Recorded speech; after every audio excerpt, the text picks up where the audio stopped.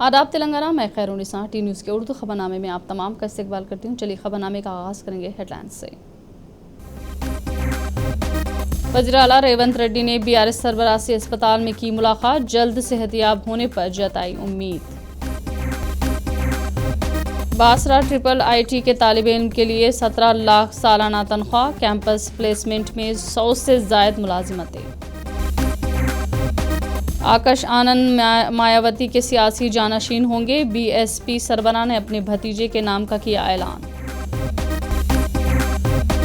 मगरबी बंगाल के वज़ीर आला ममता बनर्जी ने अवामी मसाइल की यकसवी के लिए पीएम मोदी से मुलाकात करने का इम्कान। नाज़रीन, खबरों की तफसील। वज़ीर आला रेवंत रेड्डी ने बीआरएस चीफ केसीआर की इयादत की है। चीफ मिनिस्टर रेवंत रेड्डी ने यशोदा अस्पताल में ज़ेरे इलाज केसीआर से मुलाकात की। उन्होंने कहा कि वो चाहे कि केसीआर जल्द सेहतयाब होकर असम्बली आए। वज़ीर आला रेवंत रेड्डी ने कहा कि केसीआर की सेहत से मुताल्लिक़ तमाम एहतियाती तदाबीर इख्तियार करने की सीएस और अहदेदारों को हिदायत दी गई है। बीआरएस कायद बोयिनपल्ली विनोद कुमार ने केसीआर की मिजाज पुरसी की है। उन्होंने कहा कि माहिर डॉक्टरों की निगरानी में केसीआर का इलाज जारी है। उन्होंने कहा कि केसीआर की हालत फ़िलहाल मुस्तहकम है। वज़ीर पूनम प्रभाकर ने बीआरएस सरबराह केसीआर की जल्द सेहतयाबी के लिए ख्वाहिश की है। उन्होंने यशोदा अस्पताल पहुंचकर साबिक वज़रा केटीआर और हरीश राव से मुलाकात की और केसीआर के इलाज से मुताल्लिक़ दरियाफ्त किया, जिस पर केटीआर ने कहा कि केसीआर की सेहत मुस्तहकम है। త్వరగా కోలుకోవాలని ఆ దేవుని ప్రార్థిస్తూ బహుశా 3-4 రోజుల్లోనే డిశ్చార్జ్ చేస్తామని చెప్పడం జరిగింది। बीआरएस सरबराह केसीआर की जल्द सेहतयाबी के लिए रियासत की आवाम ने पूजा का एहतमाम किया है। वाज़ेह है कि कुल्हे की हड्डी का ऑपरेशन कामयाब होने के बाद केसीआर यशोदा अस्पताल में ज़ेरे इलाज है। इस तनाजुर में इनके हामियों ने बड़े पैमाने पर पूजा करवाते हुए साबिक वज़ीर आला की जल्द सेहतयाबी के लिए प्रार्थना कर रहे हैं। कोमटिरेड्डी वेंकट रेड्डी ने सेक्रेटेरिएट में वज़ीर इमारत व शौरा का ओहदा संभाल लिया है। बादशाह उन्होंने 9 फाइलों पर दस्तखत किए। वज़ीर कोमटिरेड्डी वेंकट रेड्डी ने ऐलान किया कि वो कल रुकने पार्लियामेंट से इस्तीफ़ा दे देंगे। उन्होंने कहा कि वो कल मरकज़ी वज़ीर नितिन गडकरी के साथ रियासती सड़कों पर तबादले ख्याल करेंगे। उन्होंने कहा कि रियासत की 14 सड़कों को कौमी शाहराह का दर्जा दिया जाएगा और विजयवाड़ा हैदराबाद हाईवे को सॉल्वे तक बढ़ा दिया जाएगा। इसके अलावा उन्होंने कहा कि हैदराबाद कलवाकुर्ती सड़क को 4 लेन तक बढ़ाने की अपील भी करेंगे। तलासानी श्रीनिवास यादव ने कहा कि जो लोगों के लिए मुफीद हो, हमेशा ऐसे प्रोग्रामों की वो हिमायत करेंगे। उन्होंने हुकूमत की जानिब से ख़वातीन को मुफ्त बस सर्विस का आगाज़ किया। बारजा उन्होंने अमीरपेट के सरकारी अस्पताल में राजू आरोग्यश्री की खिदमत शुरू की है। तलासानी श्रीनिवास यादव ने महालक्ष्मी स्कीम के तहत ख़वातीन को 2000 रुपये और 500 रुपये की माली इमदाद, 4000 पेंशन और 500 रुपये के गैस सिलेंडर स्कीम को जल्द से जल्द नाफिज करने की भी दरख्वास्त की है। एमएलसी कल्वाकुंटला कविता ने कहा कि अयोध्या राम मंदिर की तकमील से करोड़ों हिंदुओं का ख्वाब शर्मिंदा ताबीर होने जा रहा है। उन्होंने श्री राम जन्मभूमि तीर्थ यात्रा ट्रस्ट की जानिब से राम मंदिर में नस्ब की जाने वाली रामा की मूर्ति के मुक़द्दस मुकाम की तस्वीर जारी करने के तनाजुर में ट्वीट किया। कविता ने ट्विटर पर जिक्र किया कि तेलंगाना के साथ साथ मुल्क के लोगों की तरफ से खैर मकदम करने की शुभ घड़ी आ चुकी है। उन्होंने कहा कि राम मंदिर जाने के अक़ीदतमंद इंतज़ार कर रहे हैं। वज़ीर आला रेवंत रेड्डी ने CMHRD का दौरा किया। उन्होंने मुलाजिमीन को दी जाने वाली ट्रेनिंग और तंजीम की सरगर्मियों के बारे में दरियाफ्त किया। बारजा तंजीम के मुख्तलिफ बॉक्स का मुआयना किया। इस प्रोग्राम में वज़ीर आला रेवंत रेड्डी के हमरा वज़ीर सीता और शब्बीर अली और दीगर कई आला अहदेदार मौजूद थे। वर्धनापेट के साबिक रुकनी असम्बली अवेरी रमेश ने कहा कि चाहे वो हुकूमत में हो या अपोजिशन में, हमेशा आवाम के लिए काम करेंगे। उन्होंने हनमकुंडा के CSR गार्डन में मुनक़िद हल्के कारकुनों के इजलास में शिरकत की। उन्होंने यकीन दिलाया कि BRS के लिए मेहनत करने वाले हर कारकुन को तहफ़्फ़ुज़ फराहम किया जाएगा। उन्होंने वाज़ेह किया कि वो आने वाले दिनों में अवामी मसाइल पर लड़ेंगे। क़ब्ल BRS कायदीन और कारकुनों ने संपत रेड्डी की तस्वीर पर फूलों को निछावर करते हुए खराज अक़ीदत पेश किया। उन्होंने कहा कि संपत रेड्डी की बेवक्त मौत पर BRS के लिए एक बहुत बड़ा नुकसान है।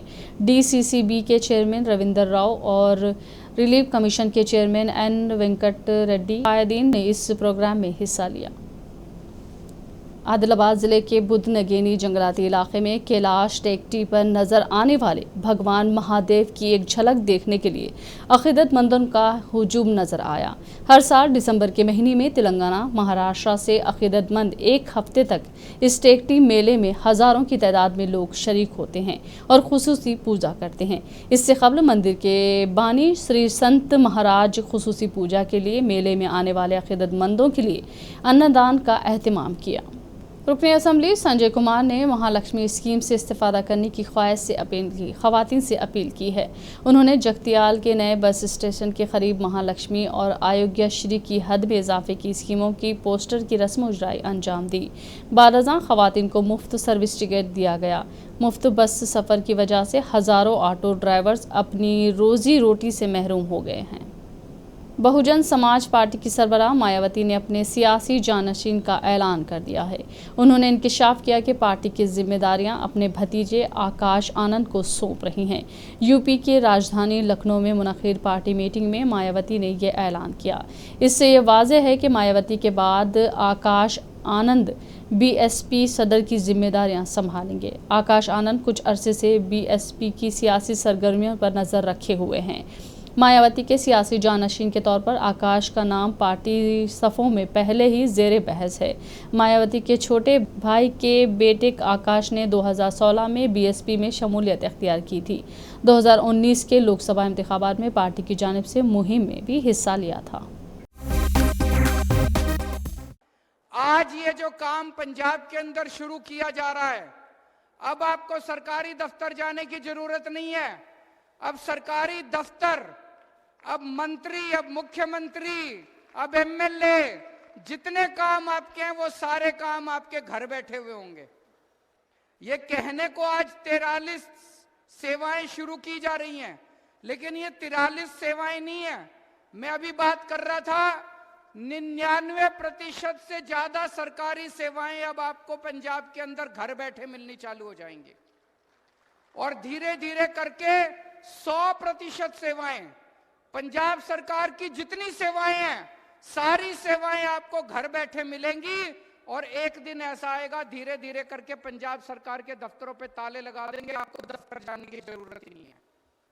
मान साहब ने भी आपको समझाया, अगर आपको जाति प्रमाण पत्र बनवाना है, अगर आपको आमदनी प्रमाण पत्र बनवाना है, जन्म प्रमाण पत्र बनवाना है, मृत्यु प्रमाण पत्र बनवाना है, अभी आप दफ्तर जाते हो, अब आपको दफ्तर नहीं जाना। 1076 नंबर, इस नंबर पे डायल करो। इस नंबर पे डायल करने से उधर से आवाज आएगी, आपको क्या काम करवाना है पंजाब सरकार से। आप बताओ जी मेरे को आमदनी प्रमाण पत्र बनवाना है। वहां से आवाज आएगी कि आमदनी प्रमाण पत्र बनवाने के लिए आपको ये कागज चाहिए, आपके पास हैं? आप बोलोगे हाँ जी हैं। वो आपसे पूछेंगे आपके घर कितने बजे आए हम काम करने के लिए, आपका प्रमाण पत्र बनाने के लिए। आप उनको टाइम बताना, 5 बजे आओ, 6 बजे आओ। जो टाइम आप दोगे उतने बजे पंजाब सरकार का कोई कर्मचारी आपके घर आएगा, आपके जितने कागज हैं उनकी फोटोकॉपी मशीन साथ लेके आएगा, फोटोकॉपी करके ले जाएगा और 10 दिन में 15 दिन में आपका प्रमाण पत्र लेके आपके घर आपको देने के लिए आएगा। दोस्तों, यह किसी क्रांति से कम नहीं है। नाज़रीन, टी न्यूज़ के खबरनामे में फिलहाल इतना ही। आप देखते रहिए टी न्यूज़, तेलंगाना के दिल की धड़कन। आदाब।